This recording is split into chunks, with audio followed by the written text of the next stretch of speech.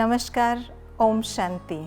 हमारे सभी प्रिय दर्शकों का आज के इस कार्यक्रम राजयोगी रसोई में एक बार फिर से बहुत बहुत स्वागत है। उम्मीद है लास्ट टाइम जो रेसिपी आपको सिखाई थी आपने ज़रूर उसको ट्राई किया होगा और आज हम फिर से आपके लिए कुछ नया लेकर आए हैं। और ख़ास जो त्यौहार हमारे सामने आ रहा है, रक्षाबंधन का त्यौहार जो सभी को बहुत प्रिय है, उस मौके पर हम कुछ खास बनाना, खाना और खिलाना चाहते हैं। और वैसे भी भारत तो है ही त्योहारों का देश, जिस कारण से ही आज पूरा भारतवर्ष अनेक त्योहारों के, भाषाओं के, संस्कृति के चलते भी आज एकजुट में बंधा हुआ है। और हमारे सामने जो रक्षाबंधन का त्यौहार 2-3 दिन बाद आने वाला है, उसकी आप सभी को इन एडवांस बहुत बहुत शुभकामनाएं। रक्षाबंधन एक ऐसा त्यौहार है जो बहुत पवित्र है, रिश्तों को पवित्र बनाता है, दिलों को जोड़ता है। और सब ये मानते हैं कि भाई बहन का रिश्ता, ये नाता ऐसा अटूट प्यारा रिश्ता है जो दिलों को एक करता है। जब पूरा घर परिवार एक साथ इकट्ठा बैठकर भोजन खाता है, दिल की लेन देन करता है। लेकिन आजकल के हालात को देखते हुए हम सभी जानते हैं कि आज परिवार अलग अलग हो गए हैं, वातावरण ही ऐसा है। और दिल की दूरियां तो नहीं हैं, लेकिन शरीर के हिसाब से तो दूरियां हैं ही। लेकिन फिर भी कैसे इसे एंजॉय करें, कुछ ऐसा खास करके जो हम सब उसे एंजॉय करें। और मिठाई एक ऐसा माध्यम है जो मुख को तो मीठा करता ही है, लेकिन जिसे खाकर हमारे दिल भी मीठे हो जाते हैं। तो रक्षाबंधन का त्यौहार, जैसा कि हम जानते हैं, पावन पवित्र तो है ही, लेकिन ये त्यौहार एक ऐसा त्यौहार है जो रक्षा का प्रतीक है। पर आज के वक्त में हम देखें तो भाई अपनी बहन की रक्षा कैसे करे अगर दूर रहता है तो, और अगर भाई छोटा है तो बड़ी बहन की रक्षा कैसे करे। और वास्तव में देखा जाए तो रक्षा की आवश्यकता तो आज हर किसी को है। हर मनुष्य आत्मा आज भय चिंता में जी रही है। तो रक्षा केवल एक परमात्मा ही कर सकते हैं। और परमात्मा की छत्र छाया के अंदर रहकर हम जो कलाई पर सूत्र बांधते हैं, वास्तव में वो पवित्रता का यादगार है और जिस रक्षा की आवश्यकता आज सभी को है। और तो इस रक्षाबंधन के त्यौहार पे हम सभी चाहेंगे कि कुछ ना कुछ ऐसा मीठा बनाएं, खाएं और खिलाएं जो सभी आनंदित हो जाएं। तो आज ऐसा क्या मीठा हम बनाएं, उसके बारे में हमें माखन भाई बताएंगे। माखन भाई, ओम शांति। आपको भी रक्षाबंधन की बहुत बहुत मुबारक हो। आपको भी बहुत बहुत मुबारक हो। माखन भाई, हम सब जानते हैं कि राखी का त्यौहार आ रहा है और सभी को मीठा तो बहुत पसंद होता ही है। लेकिन आजकल के माहौल को देखते हुए कोई भी नहीं चाहेगा कि बाहर से कुछ लें, सब अवॉइड ही करते हैं बाहर का खाना। तो हम घर में ही रहकर ऐसा क्या बनाएं जो इस त्यौहार को हम और खूबसूरत बना दें। आज आप हमें क्या सिखाने वाले हैं? हम राखी के हिसाब से, रक्षाबंधन त्यौहार है, उस हिसाब से बहुत अच्छी डिश आज सिखाना चाहते हैं। क्योंकि आज के माहौल में हर कोई बाहर दुनिया में भी एक खरीदने और खाने से डर रहे हैं। तो क्यों ना अपने घर से में बनाएं और परमात्मा की याद से, शुभ वाइब्रेशन से बनाएं और निश्चिंत होकर उस चीज़ को यूज करें घर पे। उस हिसाब से हमने 2 डिश आज स्वीट हम सिखाने वाले हैं। उसमें है एक तो कलाकंद फर्स्ट, और उसके बाद आम बर्फी। कलाकंद और आम की बर्फी। हाँ, वाह।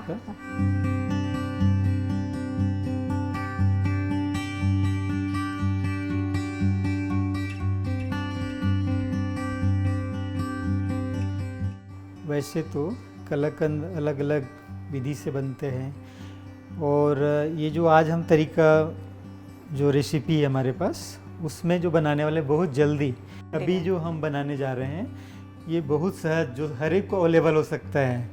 नहीं तो भैंस का दूध से खास अच्छे टेस्टी कलाकंद बनता है, और भैंस का दूध हर एक को आज मिले, अवेलेबल हो जाए, ये बड़ा मुश्किल होता है। तो ये जो विधि है, ये इसमें हम दूध लेंगे लिक्विड और दूध पाउडर, तो ये दोनों को मिला के हम कलाकंद बनाएंगे। तो ये जो आपने लिक्विड दूध आप यूज़ कर रहे हैं वो कौन सा है? ये दूध आप पैकेट वाला? थैली का भी ले थैली सकते का। हैं, या फिर आपके पास गाय का दूध हो, भैंस का दूध जो अवेलेबल हो। जो भी दूध अवेलेबल हाँ, हो, कोई भी। लेकिन आपने बताया कि हाँ। भैंस का दूध बेस्ट होता है। हाँ, कलाकंद अगर प्योर दूध से बनानी है तो भैंस का दूध चाहिए होता है, उससे टेस्टी कलाकंद बनती है सबसे अच्छा। और जो दूध पाउडर और मिल्क लिक्विड वाली दूध मिला के हम बनाएंगे, एक नया रेसिपी है जो सहज हो, सभी को सहज रीति से अवेलेबल हो जाए, उस हिसाब से हमने ये रेसिपी लाए हैं। तो वो आज हम सिखाएंगे। तो सबसे पहले हम दूध लेंगे। ये है दूध, ये दूध 500 ml है। अभी हम पहले दूध और दूध पाउडर का घोल बनाएंगे।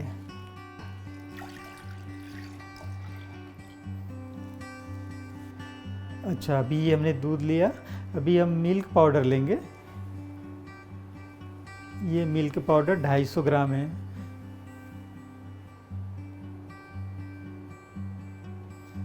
इसका हम घोल बनाएंगे।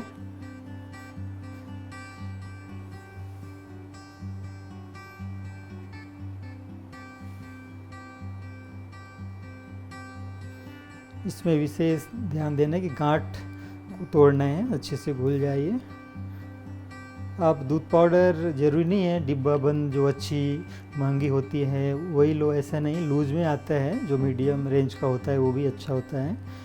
तो जो क्वांटिटी चाहिए वो आप ले सकते हैं।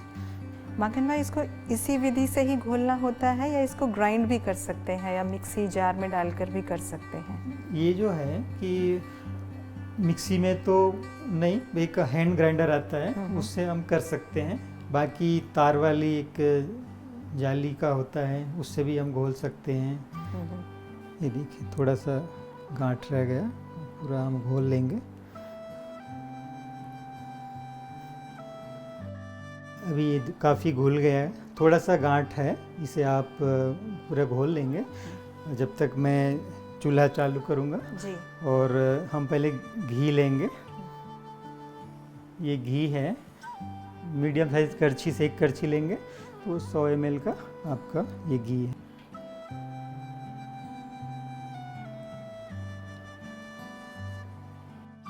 अभी हम घी ले लिए कढ़ाई पे, अब चूल्हे सीम में रखेंगे, चालू करेंगे चूल्हे। थोड़ा सा और इसको घोल लें, हल्का सा गांठ दिख रहा है वो।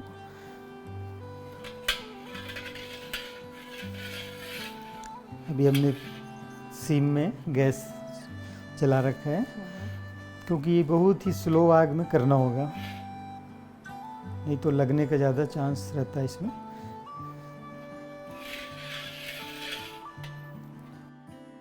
अभी सीम में हमने गैस रखे हैं और हल्का सा गर्म हो गई कढ़ाई और घी भी डाल दिया। अभी हम दूध घोला हुआ है जो, उसको डालेंगे। ये लगता है हो गया, पूरा घुल गया। जी हाँ।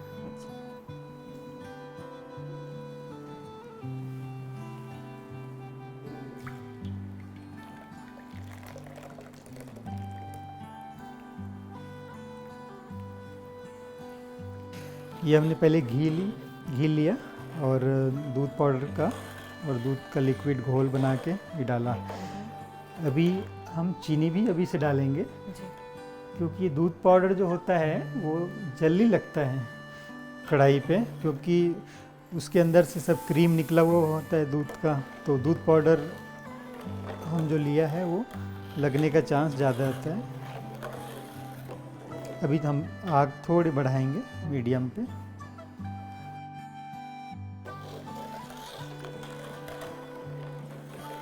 माखन भाई, मीठा तो सभी को पसंद आता ही है वैसे भी, और ये भी कहा जाता है कि दिल का रास्ता पेट से होकर जाता है। इसके बारे में आप कुछ कहना चाहेंगे? आपने सही कहा कि किसी कहते हैं दुनिया में किसी के दिल तक पहुंचना हो तो उसकी रास्ता पेट से होके जाती है। किसी को अच्छे व्यंजन खिलाया तो उसका दिल पसंदी हो और वो संतुष्ट हो तो दुआएं मिलती है। ये तो सही है, दिल तक पहुंचने के लिए पेट से रास्ता जाता है, लेकिन ये भोजन का जो है व्यंजन का जो प्रभाव है वो दिमाग तक भी जाता है। ये तो पहली बार सुना है, इसका क्या रहस्य है? इसमें ये है कि हम जो भोजन स्वीकार करते हैं या बनाते हैं, कौन सा विधि, कौन सी तरीक़ा से, या हमारे विचार, चिंतन, तो उस सब का इफ़ेक्ट भोजन बने हुए हैं उस पर प्रभाव रहता है वातावरण का। जैसे हम भोजन स्वीकार किया तो उसका जो है हमें प्राप्ति है, शरीर को जो फ़ायदा होता है वो शरीर को तो होता ही है, हेल्दी तो बनते ही है, लेकिन सूक्ष्म एक वाइब्रेशन होता है भोजन में, वो हमारे मन और बुद्धि पे इफ़ेक्ट करता है। आपका कहने का अर्थ है जो भोजन बना रहा होता है वो अगर शुभ भावना से बनाए तो वाइब्रेशंस उस भोजन में जाते हैं, और जब कोई उसको स्वीकार करता है बने हुए भोजन को तो वही वाइब्रेशंस, शुभ भावनाएं हमारे अंदर दिमाग तक पहुंचती हैं भोजन के माध्यम से। बिल्कुल सही। एक्चुअली में क्या होता है कि दुनिया में लोग ये गौर नहीं करते, ध्यान नहीं देते कि हम क्या खा रहे हैं, कैसे हमारा विचार चल रहा है।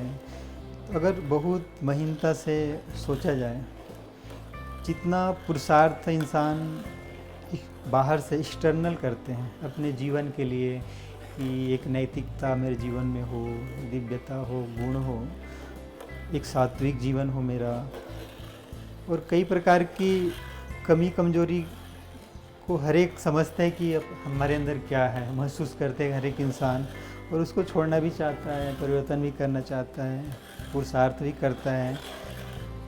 तो उसके लिए जो वो करता है, आगे कदम बढ़ाता है, हिम्मत भी रखता है, चलो ये चीज़ हम सीखें, ये करें, सत्संग करें, पूजा करें, मेडिटेशन सीखें।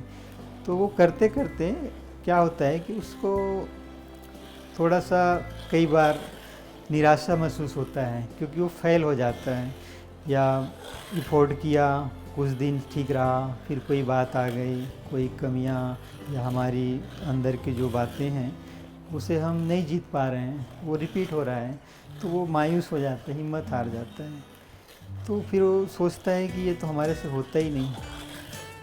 लेकिन अगर गहराई से सोचा जाए, देखा जाए, तो जितना उन्होंने बाहर से पुरुषार्थ किया, ज्ञान का ना, जो भी चीज़ें उन्होंने अप्लाई की अपने जीवन में, उतना ही असर अंदर से मन और बुद्धि पे जो पहले से पड़ा हुआ है वो है हमारे भोजन का प्रभाव। किस भावना से हम उस भोजन को स्वीकार कर रहे हैं, क्योंकि 50% हमारे बाहर की पुरुषार्थ से हमारे अंदर जो परिवर्तन हो रहा है, कोशिश कर रहे हैं, जीवन जी रहे हैं, वो 50% उधर का है, और 50% सूक्ष्म में जो कार्य कर रहा है वो भोजन का प्रभाव हमारे मन बुद्धि को निर्माण करने में एक अहम भूमिका निभाता है। अहम भूमिका, जिस पर इंसान, व्यक्ति गौर नहीं करते, उस पर अटेंशन नहीं जाता, क्योंकि ये सूक्ष्म चीज़ें हैं। कभी कभी ऐसा भी होता है ना, हम टीवी देखते देखते, मोबाइल पर कुछ मैसेज पढ़ते हुए या बातें करते करते भोजन करते हैं। हाँ। तो भले ही हम कितना भी स्वादिष्ट व्यंजन क्यों ना खा लें, कितना ही वो हेल्दी क्यों ना हो, लेकिन फिर भी उसका प्रभाव शरीर पर इतना अच्छा नहीं पड़ता, और इनडायरेक्टली फिर उसका असर मन पर भी पड़ता है, स्वाभाविक, डायरेक्टली या इनडायरेक्टली, तो स्वाभाविक ही है। तो इसलिए हमें हमेशा ये ध्यान रखना चाहिए कि भोजन करते समय हमारे क्या संकल्प चल रहे हैं, हम किस वातावरण में बैठकर भोजन स्वीकार कर रहे हैं।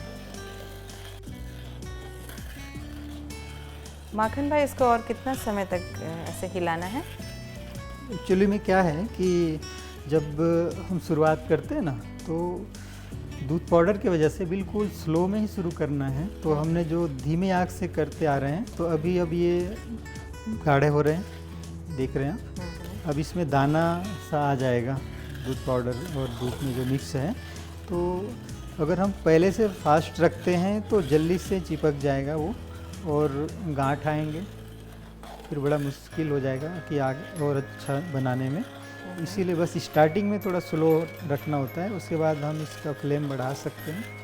और ये देखते हैं आप, बिल्कुल अभी गाढ़ा हो रहा है, तो फिलहाल आपने मीडियम फ्लेम रखा। हाँ हाँ, जब ये दाना उभर जाए ना, वैसे नॉर्मली जो दूध को हम बनाते हैं भैंस का दूध का, तो उसमें दाना लाने के लिए नींबू डालना होता है उबालने के बाद, और उसमें तो और बहुत वक्त लगता है क्योंकि पूरी दूध को खोया की तरह बना इकट्ठा होना है। और ये तो दूध पाउडर की वजह से जल्दी सा इसमें दाने आ जाते हैं, मोटे हो जाते हैं, ये जो गाढ़े हो गए।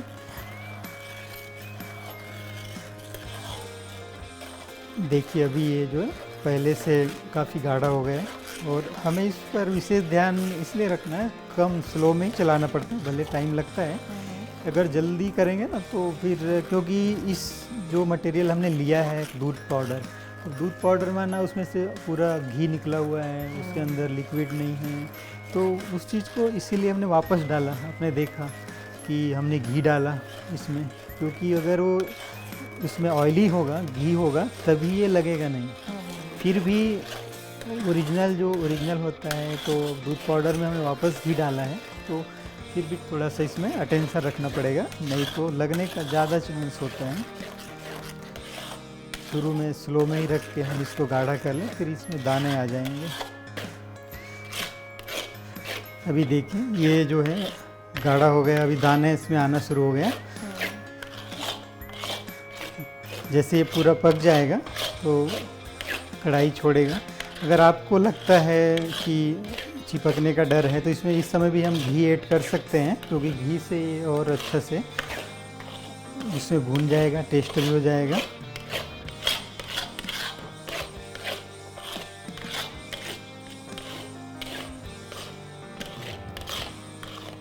अतुल भाई, भले ही इसमें टाइम लग रहा है, लेकिन जितनी मेहनत होती है किसी काम में, उसका फल उतना ही अच्छा निकलता है। हाँ, और यहाँ पर ये खास बात है कि शारीरिक मेहनत है, लेकिन अगर परमात्मा के लिए मोहब्बत है साथ में, तो जो चीज़ बन रही है उसमें न केवल स्वाद आता है, बल्कि उसमें और ही शक्ति और पवित्रता भी भरती है। तो मेहनत और मोहब्बत के कॉम्बिनेशन से ही कोई भी साधारण खाने की वस्तु को प्रसाद का नाम दिया जाता है। ये तो है।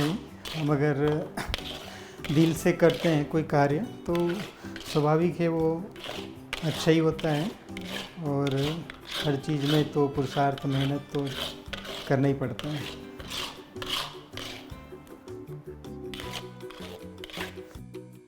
ये जो है पक गया, और अभी भी थोड़ा कढ़ाई छोड़ नहीं रहा है, तो हम अगर ऐसे सिचुएशन हो तो इसमें हम थोड़ा घी ऐड कर सकते हैं, ताकि और अच्छे से भूने और इसमें ऑयली आ जाए। थोड़ा सा डालेंगे 25 ml, बस। इसमें घी का इम्पोर्टेंस ज़्यादा है, क्योंकि दूध पाउडर ऑलरेडी सभी जो दूध मिल्क के अंदर घी होता है सभी निकाल लिए जाते हैं, क्रीम निकाल लिए जाते हैं, घी निकाल लिए जाते हैं, तो वो तो ऐसे ही पाउडर हो जाता है ड्राई। तो अगर हम इसको इस विधि से बनाना है तो वो उसमें कुछ है नहीं, लिक्विड में बना, ऑयली नहीं है, तो कढ़ाई पकड़ता है। तो इसीलिए हम शुरू में भी घी डाले थे, और लास्ट में भी हम थोड़ा डाल के इसको भून सकते हैं अच्छे से।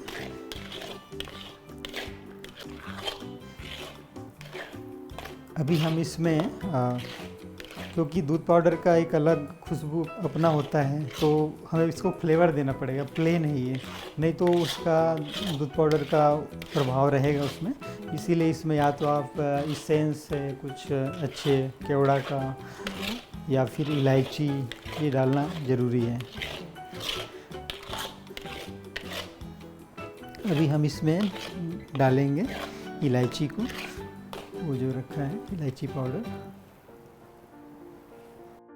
ये कितनी इलायची ली है माखन भाई? ये 1 चम्मच 1 स्पून करीब है, इलायची को पिसा हुआ पाउडर है। इससे इसका फ्लेवर बन जाएगा।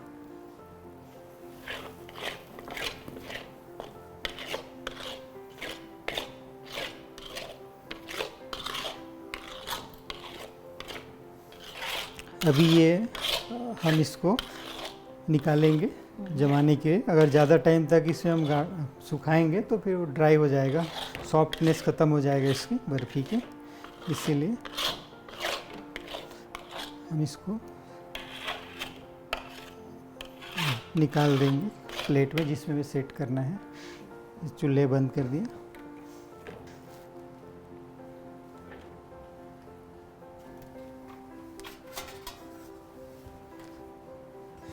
ये है, इसको थोड़ा सा हम ऑयली करेंगे घी डाल के।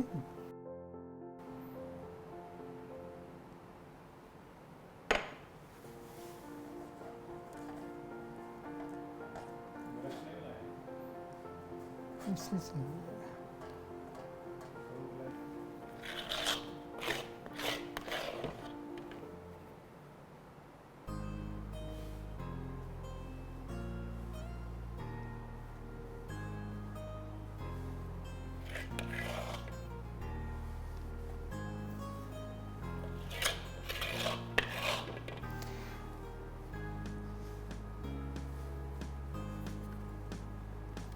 थोड़ा सा इसको फैला के रखेंगे तो ये हवा लगेगा तो उसमें ड्राईनेस आएगा ऊपर से।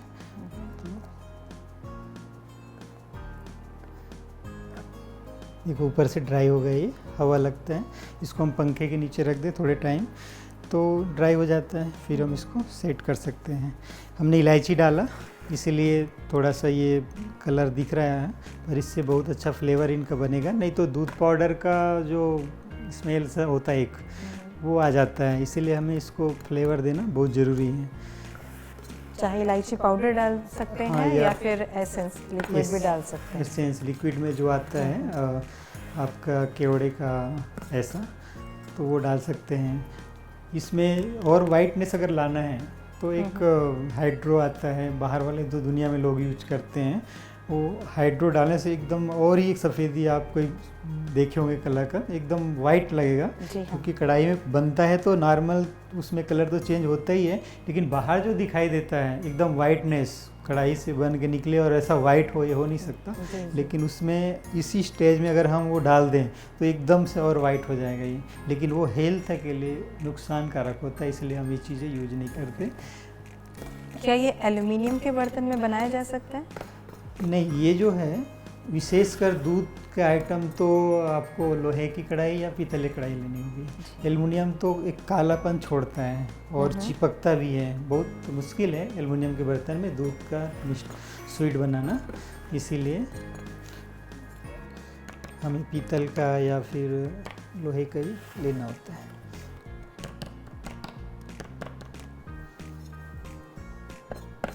इसके ऊपर हम अभी डेकोरेट कर देंगे, पिस्ता डालेंगे, बादाम भी डाल सकते हैं, पिस्ता डाल सकते हैं। इसको आप पेड़े का शेप भी दे सकते हैं। तो हम तो इसको बर्फ़ी जमा रहे हैं।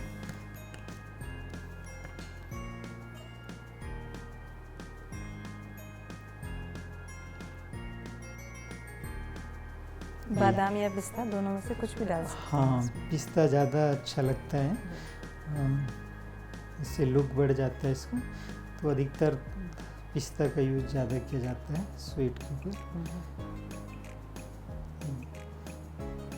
ऊपर से हल्का हल्का प्रेस कर दें।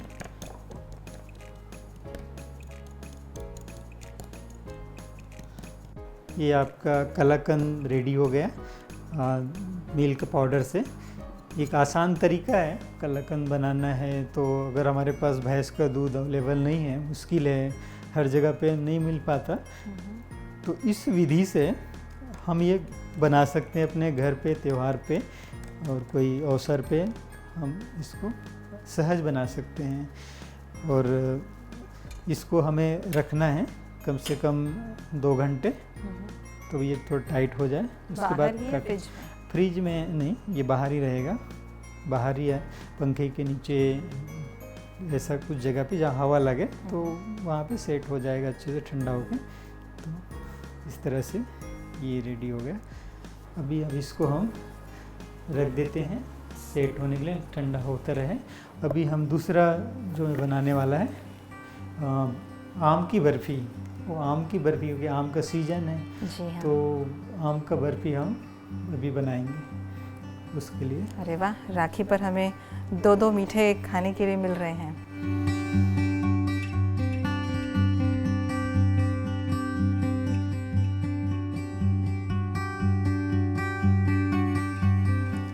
माखन भाई, अभी हम आम की बर्फ़ी बनाना सीखेंगे। हाँ, मीठा अच्छा लगता है, थोड़ा ज़्यादा हो जाएगा तो और भी अच्छा है। वैसे ज़्यादा मीठा खाने से होती तो मुश्किलात है, लेकिन खाने के बाद हर कोई कहता है वाह क्या बात है। ये तो सही बात है क्योंकि स्वीट सबको अच्छा लगता है और देखते हैं कई लोग इतना स्वीट ढूंढता ही भाई भोजन के बाद स्वीट हो, तो हर एक को प्यारा लगता है। अभी हम आम की बर्फ़ी बनाएंगे और उसके लिए हमें आम, अच्छे मीठे आम लेना होगा और उसको कोई स्पेशल वैरायटी, कोई स्पेशल कैटेगरी का आम तो नहीं है ऐसा? उसमें ये है कि ध्यान देने की बात कि जैसे रेसा वाला होता है वो नहीं ले, उसमें रेसा नहीं आना चाहिए। ये जैसे अभी आम लिया है, आम को ऐसा छील के उतार के, पके हुए आम, और इसका ऐसा निकाल के, ताकि गुठली से निकाल के हमें इसको मिक्सी में ग्राइंड करना है और पेस्ट तैयार करना है पहले। तो इस तरह हमारा पेस्ट तो रेडी है, हमने ये पेस्ट तैयार कर रखा है। ये क्वांटिटी कितनी है इसकी? ये है 400 ग्राम और इसे हम लेंगे सूखी कढ़ाई पे। इसमें कोई हमें ऑयल या घी डालने की ज़रूरत नहीं है। तो ये बिना किसी चिकनाई के भी चिपकेगा नहीं, हमें इसका केवल पानी सुखाना है, बहुत धीमी आग पे, कम स्लो टेम्परेचर पे अभी चूल्हा चलाएंगे।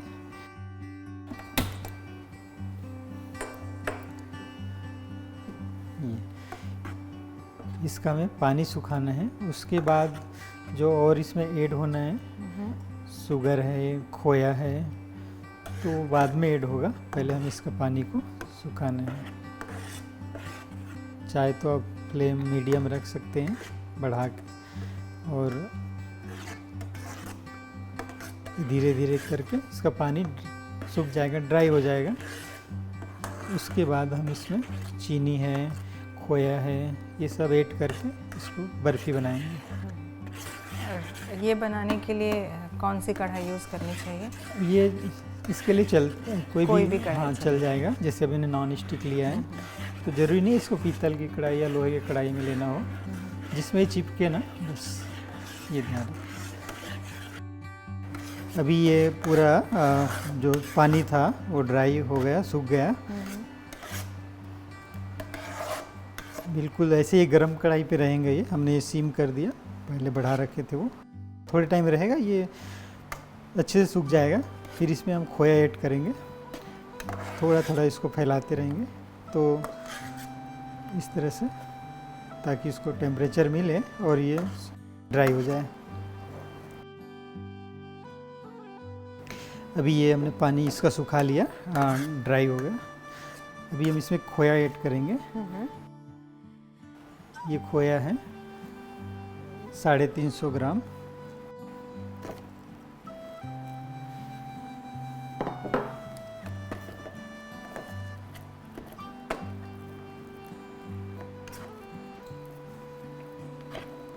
ये जो खोया है, आपको अगर आप खोया बना सकते हैं घर पे सहज तो अच्छे हैं, और या फिर जो अभी हमने बनाया कलाकंद दूध पाउडर का, तो उसको भी आप इसमें ऐड कर सकते हैं। तो आपका जो यूज हुआ सो हुआ, बचेगा उसको आप इस तरह से आम का बर्फ़ी बना सकते हैं। अब इसमें चीनी भी हम डाल देंगे। चीनी इसमें पिसी हुई चाहिए, तो हमारे पास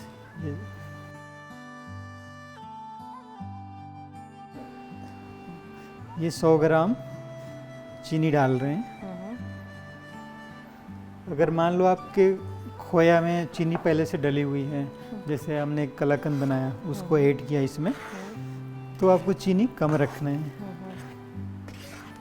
अभी हम 100 ग्राम इसीलिए कम डालें क्योंकि हमने जो खोया डाला है उसमें पहले से चीनी था ऑलरेडी, नहीं तो चीनी इसका 200 ग्राम लगता, उसको जगह पे 100 ग्राम ही डाला। ठीक है। अभी हम इसको पकाएंगे, थोड़ा सा टाइट करेंगे, उसके बाद जमाएंगे। अभी ये तैयार हो गया और बिल्कुल हम जमाने हैं इसको प्लेट पे। थोड़ा सा हम इसमें केवड़ा का फ्लेवर डालेंगे तो चेंज हो जाएगा इसका। 1 चम्मच जितना? ये आधा काफ़ी है, आधा आधा चम्मच का। तो इस तरह से हम इसको डाल के ठीक है। अभी ये बिल्कुल लास्ट स्टेज पे हो गया और ये हम बाहर निकाल देंगे। कढ़ाई में है तो गरम को जैसे सॉफ्टनेस है, बाहर निकालेंगे, हवा में ड्राई हो जाएगा, बर्फ़ी के लायक है। अभी हम चूल्हा बंद कर सकते हैं और इसको हम प्लेट पे निकालेंगे। इसके लिए हमें प्लेट तैयार करना है जमाने के लिए।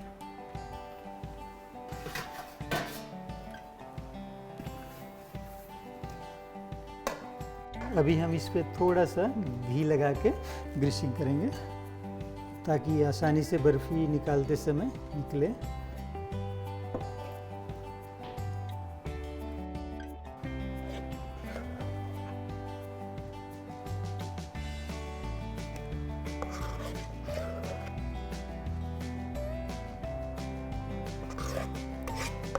कलर भी इसका आम का नेचुरल, हमने कोई कलर नहीं डाला इसमें, तो जैसे मैंगो का होता है पीलापन कलर, वो नेचुरल है।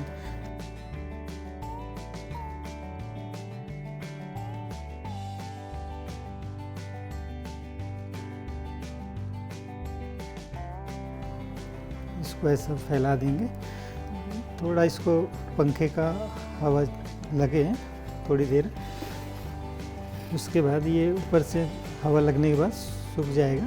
फिर इसको हम सेट कर सकते हैं। देखो अभी हमने 10-15 मिनट अगर इसको हवा पे पंखे के नीचे रख देते हैं तो ऊपर से ड्राइनेस आ गया, तो हमें जमाने में इसको डेकोरेट करने में आसानी होता है। नहीं तो इसके अंदर लिक्विड ज़्यादा होता है, चिपचिपाहट होती है, तो मुश्किल होता है। ऊपर से ड्राई होना ज़रूरी है इसको हम जब डेकोरेशन करें उसके लिए।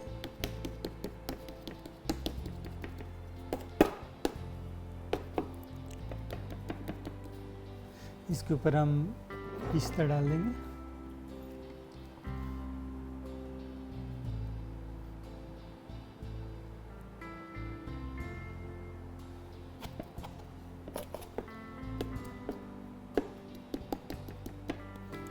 इसको टाइम लगता है सूखने में और ये बहुत काफ़ी टाइम होने के बाद ही, वरना पूरा एक दिन अगर ये सर रखे जाए तो सही ढंग से सेट हो जाएगा, तो पीसेस करने में आसानी होगा। क्योंकि इसमें ये मैंगो का है तो मैंगो की वजह से ये नरम होता है और जल्दी से ड्राई नहीं होता।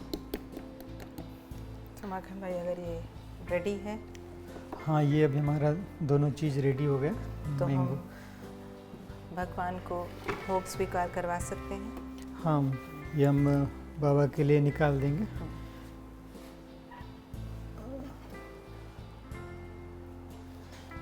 अभी हम इसको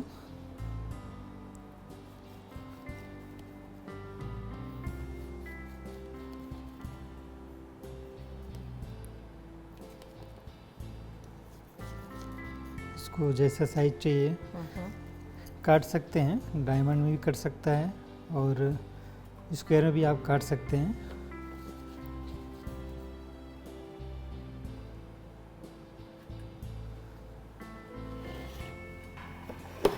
जितनी भावना से इसको बनाएं, उतने ही भावना और प्यार से हम परमात्मा को इसे भोग के रूप में स्वीकार भी कराएं। अभी तो ये नरम है क्योंकि इसको टाइम चाहिए होता है काफ़ी, तो फिर भी हम भोग के लिए निकाल रहे हैं, तो इसको निकाल सकते हैं।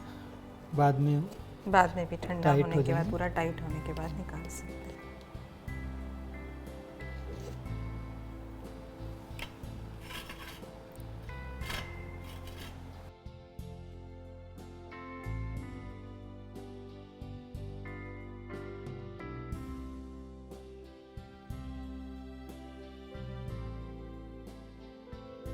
वाह माखन भाई, थैंक यू सो मच। आपने हमें दो इतनी अच्छी चीज़ें, और उसमें से भी खास जो सीज़न की आइटम है मैंगो, उससे आपने हमें एक आइटम बनानी सिखाई। तो हम तो अपने दर्शकों से यही कहेंगे कि रक्षाबंधन तक भी इंतज़ार क्यों करना है, क्यों ना ताज़ी ताज़ी चीज़ जो सीखी है उसे ताज़ा ताज़ा बना कर ही खाया जाए, और अगर कुछ कमी पेशी हो तो रक्षाबंधन तक उसे दोबारा बनाकर हम फिर से ठीक कर लें। हमारे सभी दर्शकों को एक बार फिर से रक्षाबंधन की बहुत बहुत बधाई। आपका इस बार का भी ये त्यौहार हमेशा की तरह ही खुशनुमा रहे, आप सदा स्वस्थ रहें, खुश रहें, ऐसी हमारी शुभ भावना, शुभकामना है। और जब तक हम अगली बार आपसे मिलें एक नई रेसिपी के साथ, तब तक के लिए ओम शांति, शुभ रात्रि।